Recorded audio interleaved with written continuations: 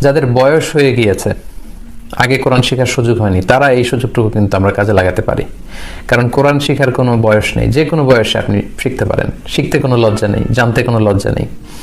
এবং সহিহ বুখারীতে আল্লাহর হাবিব সাল্লাল্লাহু আলাইহি ওয়াসাল্লাম বলেছেন, ওয়াল্লাযী ইয়াকরাউল কুরআন ওয়া ইয়াতাতাআতা, যে কোরআন পড়ে এবং আটকে যায়, তাআতা মানে 70 বছরের বয়স বা 60 বছরের বয়স কেউ যদি নতুন করে কোরআন শিখে, ছোট বাচ্চা যেমনি স্মুথলি কোরআন পড়ে তার মুখ দিয়ে এভাবে বেরোবে না, পড়তে যে আটকে যাবে, কষ্ট হবে। এই কষ্ট হওয়ার কারণে আল্লাহর হাবিব সাল্লাল্লাহু আলাইহি ওয়াসাল্লাম বলেছেন তার জন্য লাহু আজরান, দুইটা সওয়াব, মানে ডাবল সওয়াব। এক হচ্ছে কোরআন তেলাওয়াত করছে এর জন্য সওয়াব, আরেক হচ্ছে ইয়াতাতাআতা মানে হচ্ছে এই যে মামলিং করছে, মুখে আটকে যাচ্ছে, এটার জন্য আল্লাহ তাআলা ডাবল সওয়াব দিবেন।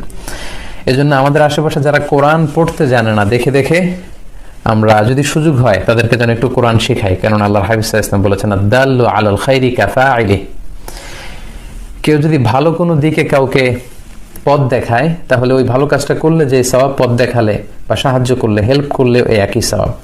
আপনি যদি সূরা ফাতিহা কাউকে শিখিয়ে দেন, কিভাবে সূরা ফাতিহা পড়তে হয় এটা যদি কাউকে আপনি শিখান, তাহলে ওই ব্যক্তি যতদিন সূরা ফাতিহা পড়বে তার জীবনে তার একটা পার্সেন্টেজ সওয়াব কিন্তু আপনি আপনার আমলনামায় পেয়ে যাবেন।